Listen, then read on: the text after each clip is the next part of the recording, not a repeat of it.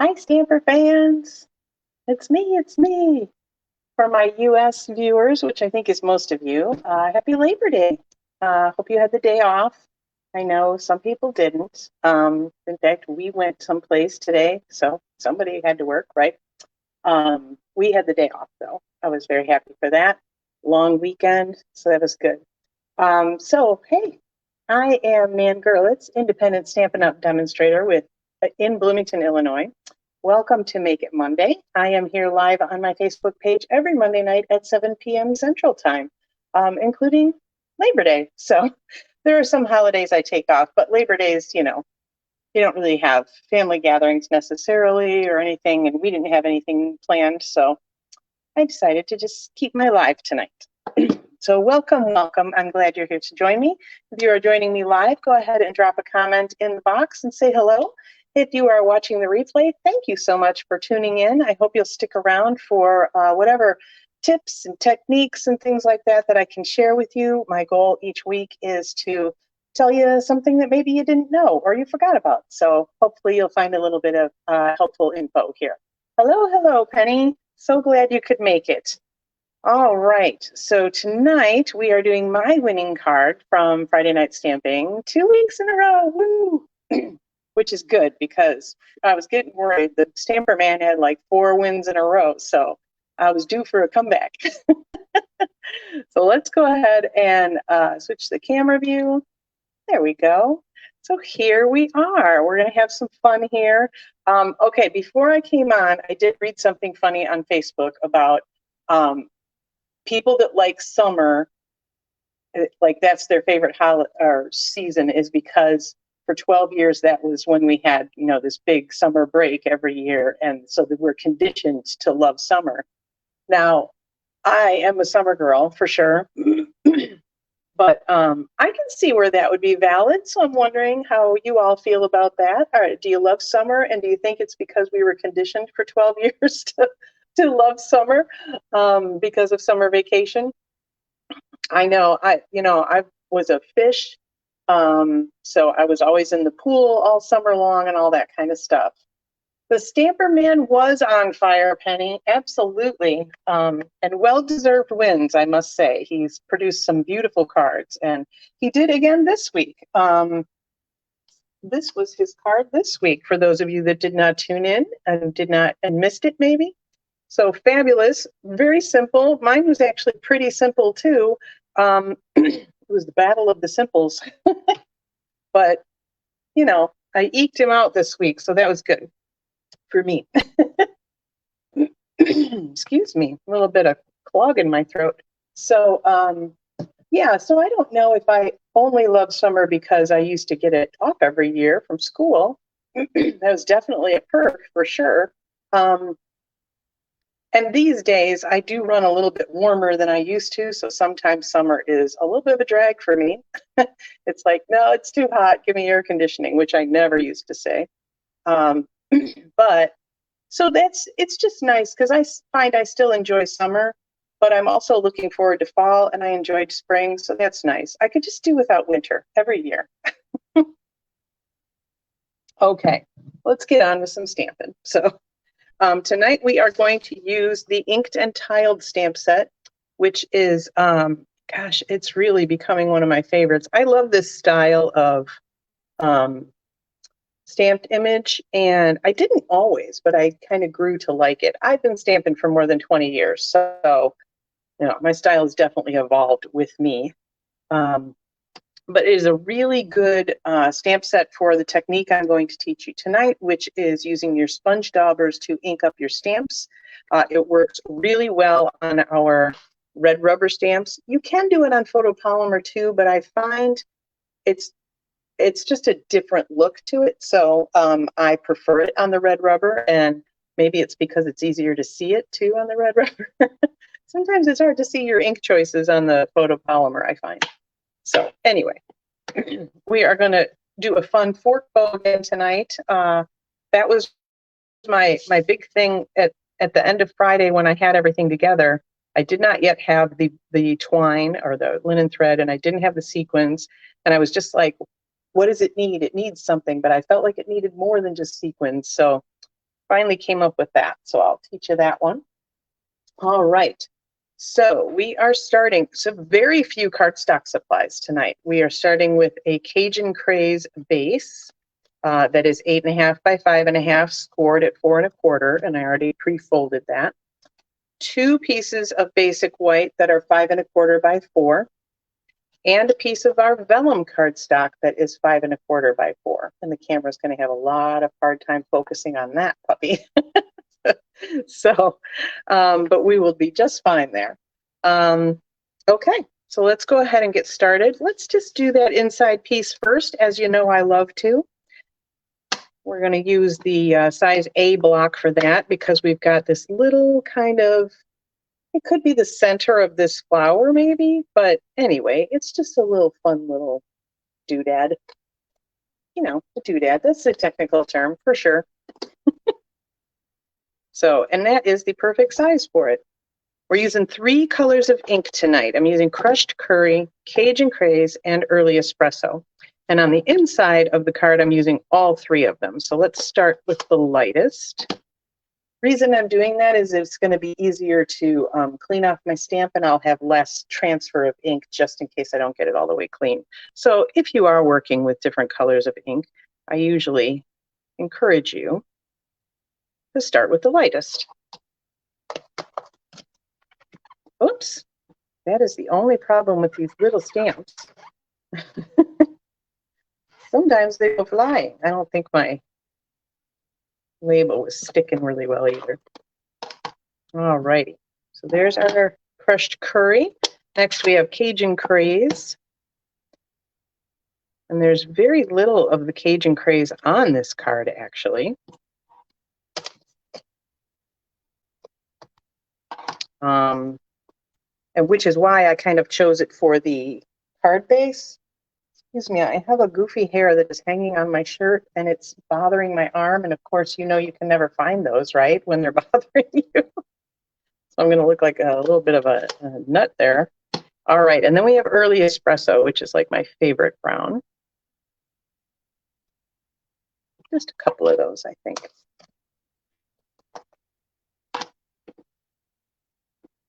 Okay, I'm gonna leave all those open and just trust to fate that I'm not going to put my arm in any of them. You'll notice they're not next to me, they're in front of me on the other side of things. So a little bit of Stampin' Seal in each corner. And we'll just pop that on the inside of the card. Now I will say, if you do the inside of your card first, you have to be very careful to put the front of your card on the actual front of your card. So, but you can screw that up anyway. So, okay. So what we're going to do first here, I am going to close the Cajun Craze for a moment so I don't get all messed up.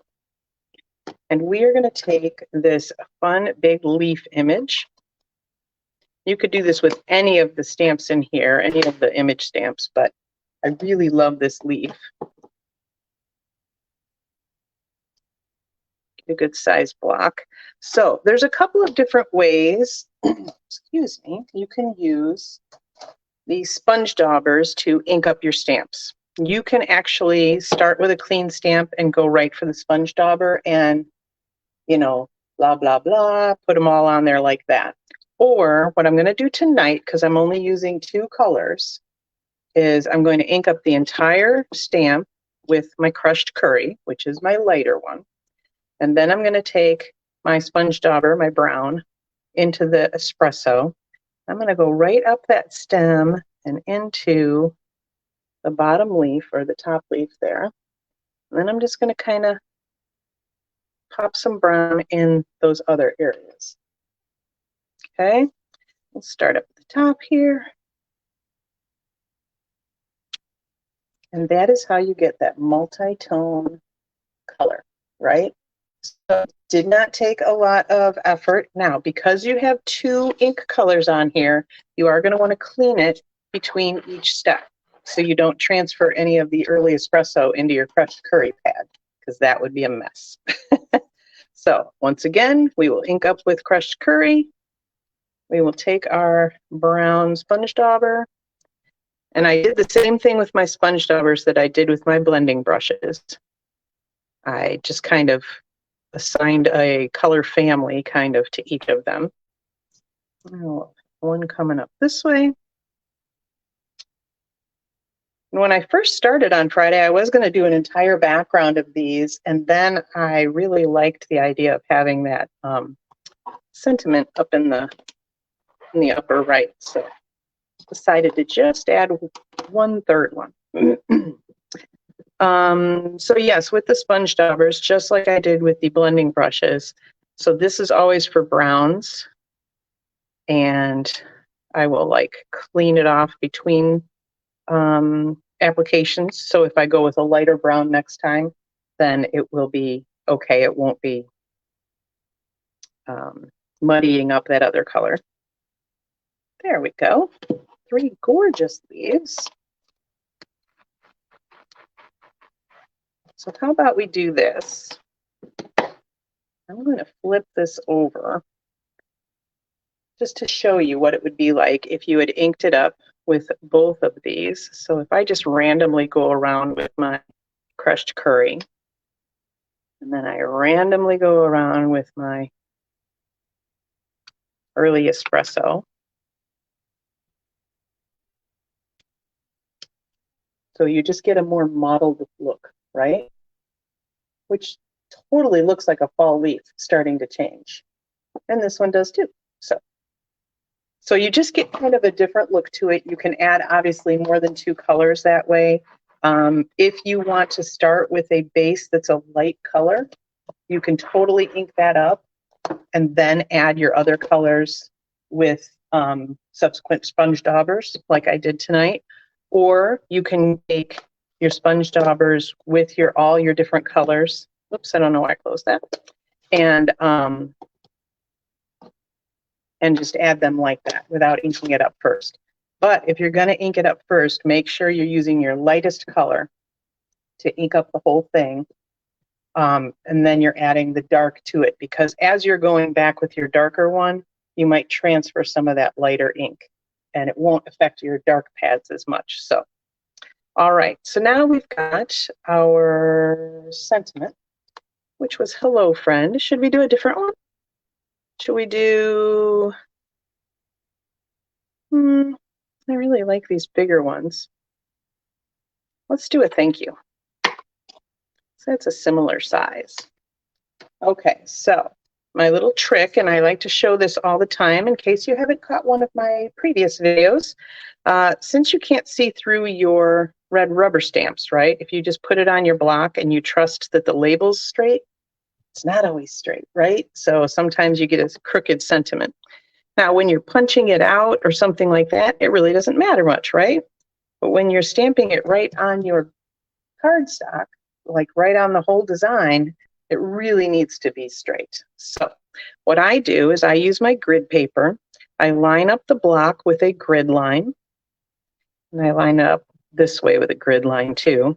And then I just look at the bottom of one of the words. So like the thank is very straight on this. So I'm going to line that up with one of those grid lines because I can see through the block. And then that should be straight. So now I will line my cardstock up with grid lines. And this is going to be Cajun Craze. And now actually this one, it's the block is smaller and I'm going to be on the cardstock. So I'm just going to line the block up with the edge of that cardstock. And that should give me a nice straight greeting. Voila. Seriously, you guys, I love that that works every time. It makes me feel like, hey, look, you can trust me. I know what I'm doing. Okay, and now we want to add a little more interest because that's nice, but I feel like it needs some filler, right? So we will start with our crushed curry again because that's the lightest one. I'm just going to add some of these doodads around those leaves. All right, we'll clean that off between colors. We'll go to our Cajun Craze because that's our next darkest.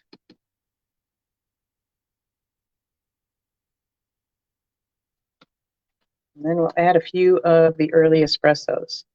Seriously, Penny, are you very impressed that I have not dipped my hand in those ink pads once tonight? That is pretty awesome. All right, that looks good to me. So one of the best tips I ever got when I was at a training event with Stampin' Up! Many years ago, probably 15 years or more, somebody said to me, because I've not always been a good collage stamper, they said in their presentation, she's like, so if you're stamping all these images and then you go and ink up and you're like, oh, where should I put that? And you're trying to decide, it means you're done. Just back away. So if you can't figure out immediately where to put it, it's full enough. Just leave it alone, let it be. And that advice has served me very, very well over the last, 15 or more years. So it's my little tip to you. All right, so that's all of our stamping. And quite frankly, if I were to just attach even just that to the base, like what a pretty card that is, right? So you absolutely could just stop there.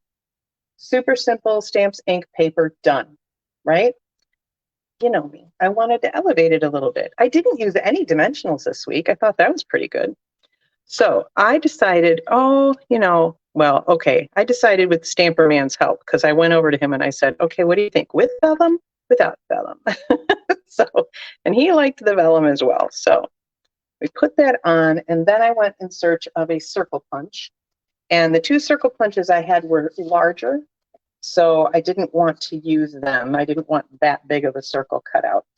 So I found this fun little circle on the Give It a Whirl dies. So remember your dies that are for something completely different, like, I was rooting for, okay, seriously, you guys, this is what I'm living with.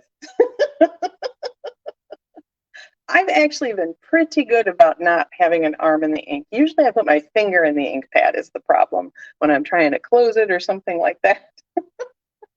But I did have a friend that used to stamp with me all the time, and she would always put her ink pad like to the right of her project, and she's right-handed, and then she would be like this and have ink up her arm. So I was always reaching across the table, moving her ink pads. Okay, back to my story.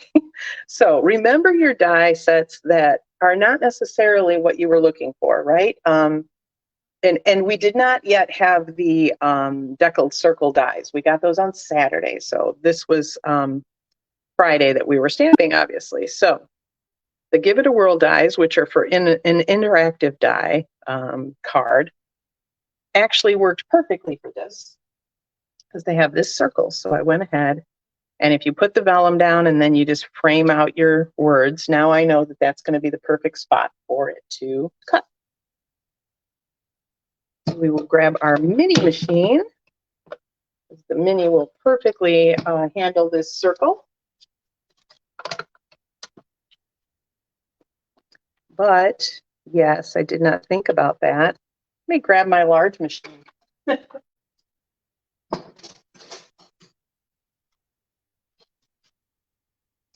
didn't think about the fact that the piece of vellum would not go through that machine.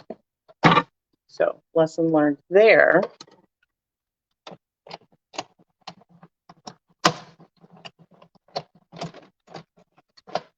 Okay.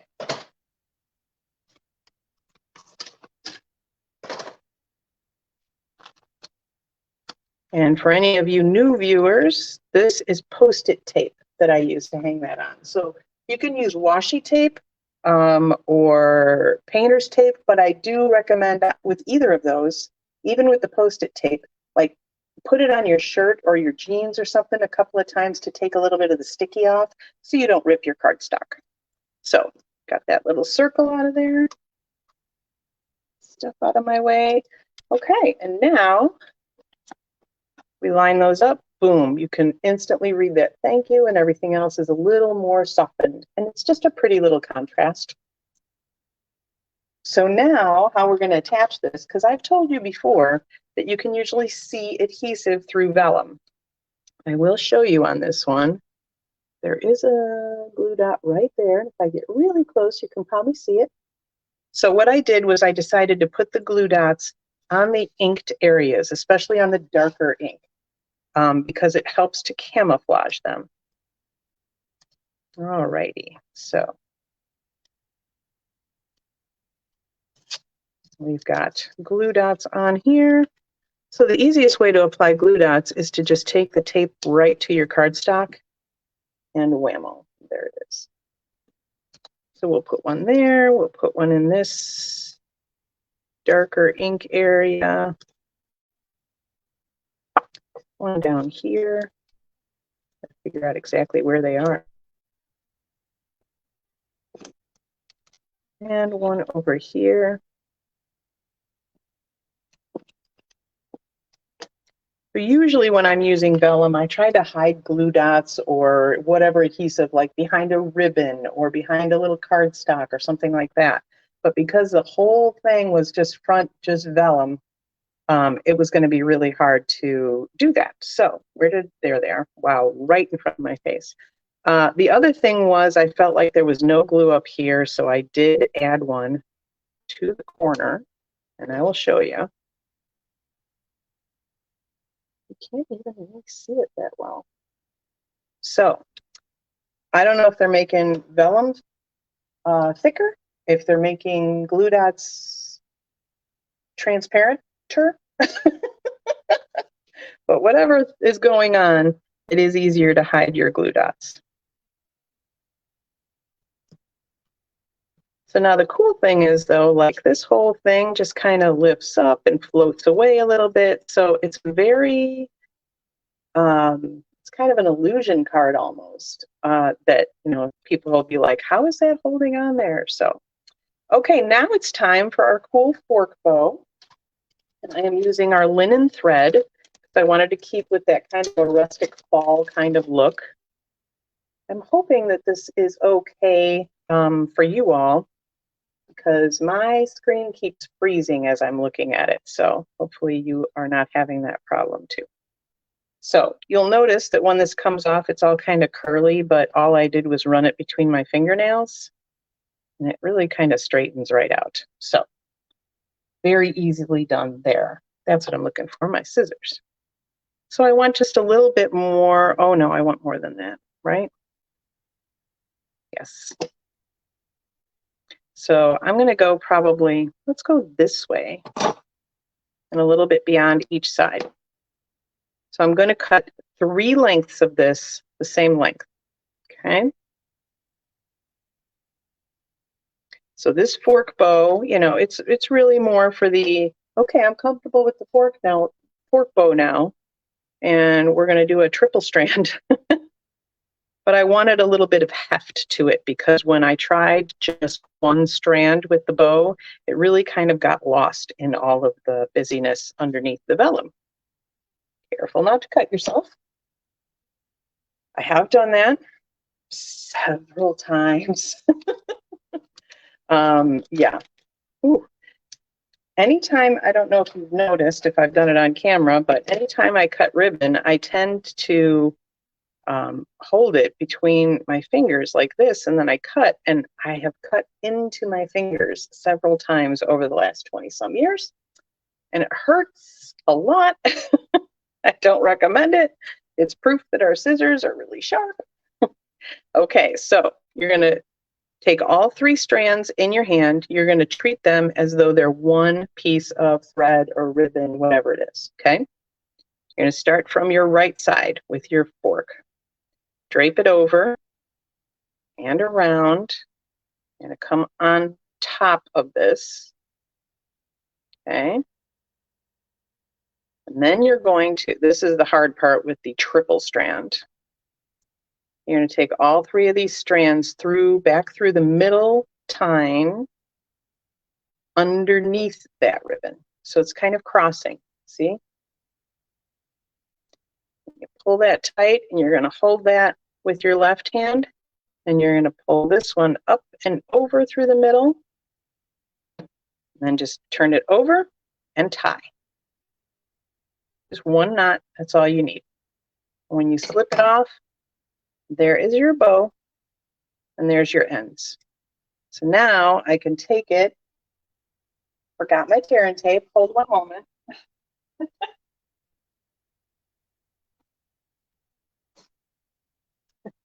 I knew I'd have a comment from Penny. Your brain exploded. I knew it would. It's basically if you get comfortable doing the fork bow with one piece of ribbon, find the easiest to work with ribbon you have, and just keep practicing a fork bow. And once you've got it down where you're like, yep, I just do this and this and this, then you can graduate. Wow, you can graduate to the double or a triple strand with your linen thread. But then again, if you're not using linen thread, you really don't need a triple strand, do you? You just need one piece of ribbon usually. I just needed something thicker. Okay, so a couple of pieces of tear and tape. I want that bow to be right underneath the thank you, so I'm just going to kind of hold that in place. And around the back, we will just put the tear and tape right over. Come around this side, do the same thing.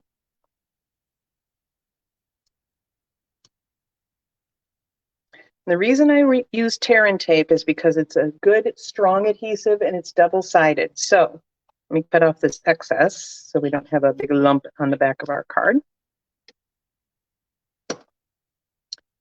So I'm going to put some Stampin' Seal on the corners. Let's say top and bottom instead. It's just faster. But because this linen thread will kind of try to pull away the cardstock from the card base, that tear and tape is going to be a really good, strong adhesive to both keep it on the card and keep the card front layer on the card base. You totally can use Scotch tape for this, but it's not going to have the other side adhesive. So you're going to want to put adhesive, like top and bottom of the thread or something like that. And then you can kind of fart around with the technical term, with the thread on the front, kind of spread out the little individual strands if you want. You can mess with the bow. All right. The last thing we need to do is add our sequins. Now, I will say these are the Neutrals adhesive backed sequins. So there's silver, copper, gold, and this chocolatey brown color, which I used because we had the early espresso. But because the vellum softened it so much, I wonder what it would look like if I used the gold instead to bring out more of the yellow. So I'm going to use that tonight, and we'll see what the difference is. All right. And now remember what I've told you all. You want to make kind of a triangle of them. So I'm going to put a large one by the sentiment. Then I'm going to take two smaller ones. And so it makes a nice little triangle. And there you go. And I did put that on right. Yes. Okay. So I don't know which y'all prefer. If you prefer the gold or the more chocolatey brown ones. I think I like them both. I love the chocolatey brown, but I think the gold adds a whole different flavor to it. So, and like I said, you can mess with your bow a little bit if you want, but that is much thicker than it would be if I had used a single strand. So there you go there. Right?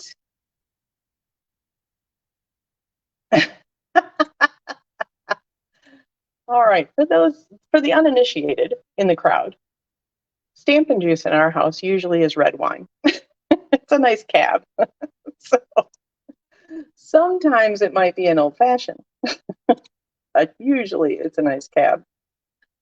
Yeah, okay. So the chocolate is striking, which, yeah, that was my first instinct on Friday as well. But as I said, the vellum softened up the colors so much, I wondered if the gold would look better. I like them both. So that's cool. All right, let me pop up here. Just want to chat with you guys for a minute. Couple of things going on. The new mini catalog. Super pretty stuff inside. Can't show you yet. That is going live on Wednesday this week, the 6th, I think. Hi, Lucia. I'm just finishing up, so I hope you'll pop back and watch the replay, and hopefully you find some fun tips. So, but the mini catalog is starting on Wednesday. I think in a previous email I might have said Tuesday, because usually they start everything on Tuesday, but it might be because today was a holiday. They wanted to give everybody an extra day to start their week off. So Wednesday the 6th is the day the mini goes live. There is a really fun new product. So every year, Stampin' Up! Comes out with a Making a Difference product. It's a product give back.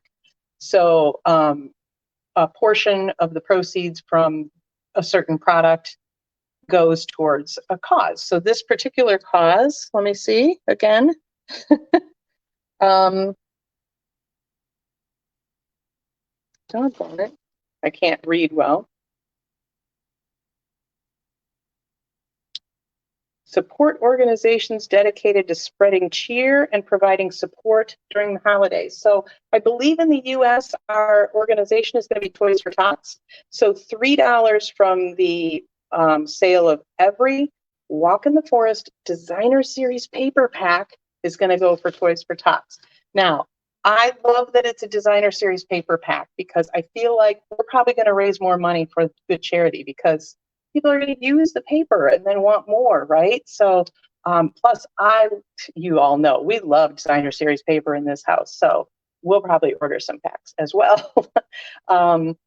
So that's one thing going on. Another thing that's going on starting Wednesday is a new Designer Series paper release as well. Outside of the catalog, they're doing an online exclusive release of, I believe it's 5 new designer papers. And this was because they had them ready to go for some promotion, and then things changed in the strategy. So they decided to launch them anyway, so everybody could get them. And there's some really fabulous papers in this release. So that is Wednesday as well. So make sure to check out the website on Wednesday. You can go, here we go. That link is also in the video description, so you can go to my shop and see any catalog releases, any new product releases, any sales, anything like that will be listed on that website. So new things start Wednesday, so make sure to check on that. And then I am putting the finishing touches on the coloring guide I told you about a couple of weeks ago, which will include the coloring that I did 2 weeks ago on live. Plus, this technique I did tonight will also be in that coloring guide, and I will let you know that should be out later this week. So, all right, I hope you learned a little something new. I hope you picked up a new tip or trick, something that you want to try. And if you did, go ahead and share the video so that your friends and family can also learn those new tips and tricks and get inspired. And until next week, I'm still Nan Gerlitz. Happy stamping.